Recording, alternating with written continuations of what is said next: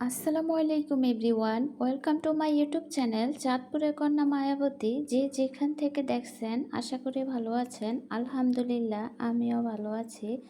আজকের ভিডিও শুরু করে দিলাম একদম ভোর থেকে। এখন প্রায় মনে হয় 5:30 বাজে। তো আমার বড় মেয়েকে আগে পাঠিয়ে দিয়েছি মসজিদে পড়ার জন্য, এখন ছোটোটাকে উঠাইছি।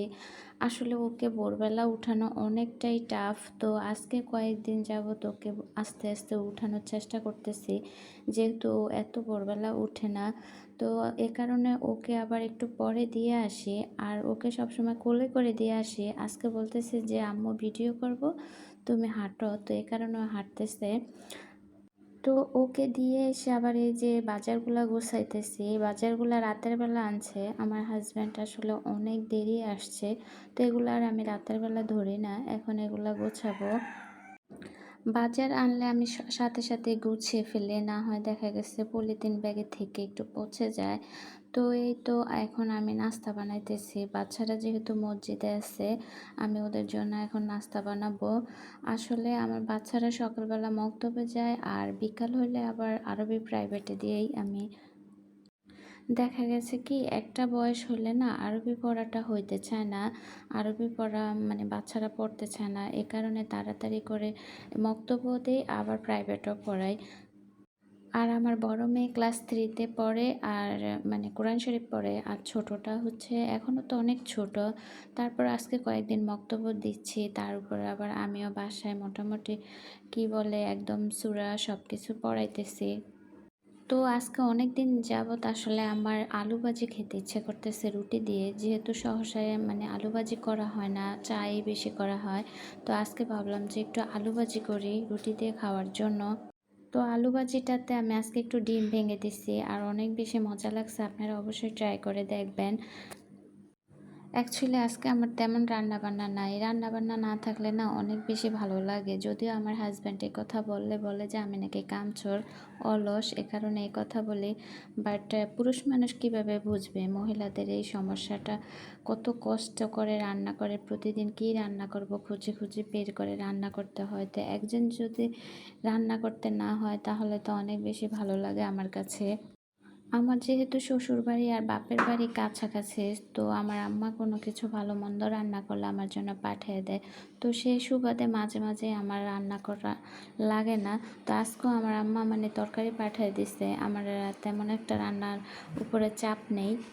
আর মাঝে মাঝে না রান্না না করতে পারলে মনে হয় যে হাঁপ ছেড়ে বাঁচি, আর ইচ্ছে করে না রান্না করতে। আমার মতন কে কে আছেন বলেন? মাঝে মাঝে একদম মন চায় যে সংসারটা রেখে কোথাও গিয়ে একদম রেস্ট নেই, মনে হয় যে বাচ্চা টাচ্চা সব কিছু রেখে একটু ঘুমাই। কারণ আমি সকালবেলা ঘুমাতে পারি না, এটা আমার জন্য অনেক বেশি কষ্টের। যদিও রান্না করা লাগবে না, বাট আজকে একটু মাছের জোড়া করব। আসলে প্রতিদিন দেখা গেছে মাছ মাংস খেতে ভালো লাগে না। আর তাছাড়া আমার মাছের জোড়া অনেক বেশি পছন্দ। কালকে আমি মাছটা সিদ্ধ করে কাটা বেছে রেখে দিছি, এখন যদি রান্না না করি তাহলে মাছটা হয়তো নষ্ট হয়ে যাবে। তো এই দিক দিয়ে যে দেখেন বেটা মানুষের কাজ, আমার হাজব্যান্ডকে দিয়েছিলাম ব্লেন্ড করার জন্য পেঁয়াজ, তারপরে শুকনো মরিচ, ও ব্লেন্ডারকে দেখেন কি অবস্থা করছে। আমার না সংসারে কোনো কিছু যদি নষ্ট হয়ে যায় অনেক বেশি কষ্ট লাগে, যেহেতু এগুলা সব কিছু আমার হাতে গড়া। একটু একটু করে যত্ন করে আমি সব কিছু এগুলা মানে করছি। আর আলহামদুলিল্লাহ আমার হাতে কোনো কিছুই সংসারে নষ্ট হয় না। ওর কাজ হচ্ছে এগুলা, ও আর ওর বাচ্চারা বসে বসে সব কিছু নষ্ট করবে। তো এই দিক দিয়ে রান্না করতেছি, আর আমি বসে বসে চা দিয়ে রুটি দিয়ে খাচ্ছি। আসলে না কখনোই টেবিলে বসে একদম আরামায়েশ করে নাস্তাটা খাওয়া হয় না। আমি বেশিরভাগই চুলার পাড়ে বসে বসে নাস্তাটা করে ফেলি, যেহেতু একদিক দিয়ে রান্না করতে হয় আরেক দিক দিয়ে নাস্তা করি।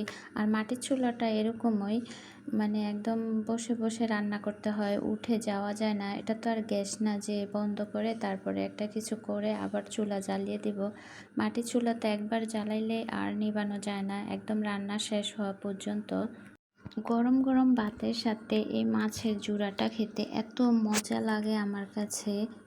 দিন শেষে না আমরা যতই দামি দামি খাবার খাই না কেন, কিন্তু এই যে বাঙালি খাবারগুলা, এই যে অসাধারণ খাবারগুলাই অনেক বেশি মিস করি। আর আসলে এগুলা দিয়ে তৃপ্তি সহকারে ভাত খাওয়া যায়, মাছ মাংস দিয়ে অত একটা তৃপ্তি সহকারে ভাত খাওয়া যায় না। তো তো আমি মাছের জোড়াটা একদম মানে পোড়া পোড়া করে ফেলবো, এ কারণে চুলার উপরে রেখে নাড়তেছি, কিন্তু নিচে দিয়ে কিন্তু আমার লেগে যাচ্ছে, তরকারিটা বারবার নেড়ে দিতে হয়। তো এই তো আমার রান্নাটা প্রায় শেষের দিকে। আমি এখন চুলার উপরে রেখে দিব রান্নাটা। এই যে দেখেন কি সুন্দর একটা কালার আসছে, আর খেতেও অনেক বেশি মজা লাগছে। এই দিক দিয়ে আমার এই যে আমার আম্মা যে তরকারি পাঠাইছে, হাড় দিয়ে, গরুর হাড়গুলা দিয়ে তারপরে ডাল দিয়ে রান্না করছে। আমাদের যেহেতু ছোট সংসার, একটু একটু তরকারি দেখা গেছে রান্না করলে হয়ে যায়, বা আগের দিনের তরকারি থাকলেও আমাদের আর রান্না করতে হয় না।